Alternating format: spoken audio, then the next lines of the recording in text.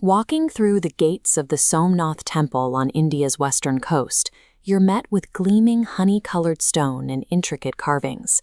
It looks untouched. But 1,000 years ago, in January 1026, Mahmud of Ghazni crossed the Thar Desert to reach these exact ancient shores. His violent raid killed 50,000 defenders, stripped the site of 20 million dinars, and broke the sacred Jyotirlinga in half.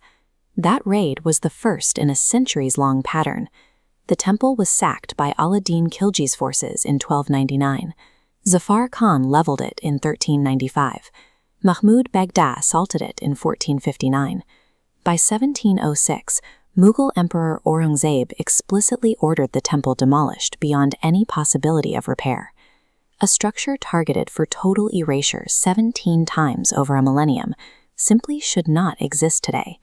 To understand how this temple survived, and why 1 million pilgrims still journey here every year, we have to look past standard geopolitical history and look at the sky. Specifically, the moon. According to ancient Hindu texts, Chandra, the moon god, married 27 daughters of the sage Daksha, but Chandra showed affection to only one of them, Rohini. Ignoring repeated warnings from his father-in-law to treat them equally, Chandra provoked a devastating curse.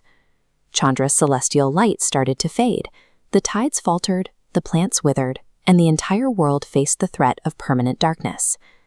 Desperate, Chandra traveled to Prabhas Tirth, the exact coastal spot where 3 rivers meet the Arabian Sea. There, he performed intense penance, reciting mantras until Lord Shiva appeared to offer a compromise. Shiva couldn't completely break a righteous curse, but he modified it. Chandra would lose his light entirely for 15 days, but then steadily regain his rain hymns over the next 15. In gratitude for this rhythm of return, he built a golden shrine on the shoreline. He called it Somnath, Lord of the Moon. This mythology is the architectural DNA of the site. Somnath was designed to endure phases of total darkness, knowing a brilliant return is always inevitable. This map shows how that mythology mapped onto actual history. By the 11th century, Somnath was an immensely wealthy cultural center.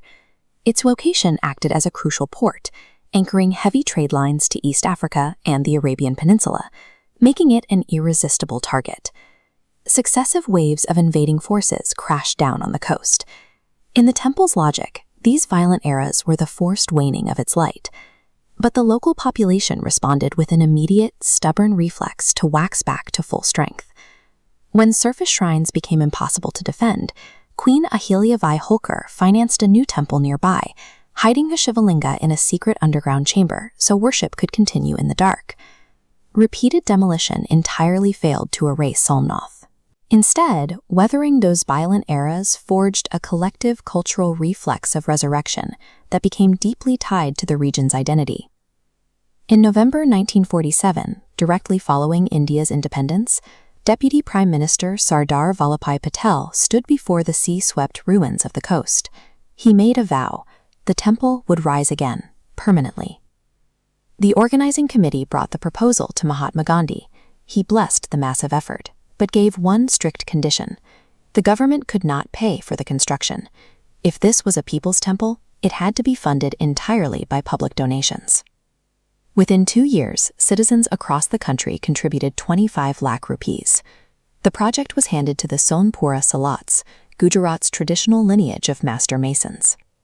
These craftsmen built the new 155-foot spire using the ancient Maru-Gurjara architectural style. They utilized carving techniques passed down through their families for generations, locking the new stones into a 1,000-year-old unbroken chain of artistry. The 1947 rebuild served as the final waxing phase, a moment for a newly independent India to use its own hands to assert its cultural survival.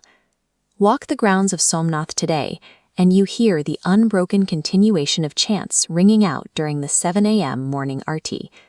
Over 1 million pilgrims arrive here every single year. In January 2026, India marked exactly 1,000 years since Mahmud of Ghazni's infamous raid. The medieval commanders who stripped this site of its gold are now footnotes in old texts. Meanwhile, the temple they tried to break stands tall, flooded with light. When India's first president, Dr. Rajendra Prasad, installed the new Jyotirlinga in May 1951, he looked at the finished stone and delivered a simple truth. He said that the power of reconstruction will inherently always be greater than the power of destruction. Somnath stands as living proof that faith and collective memory, when shared by millions across a millennium, become forces that no amount of destruction can ever truly erase from the earth.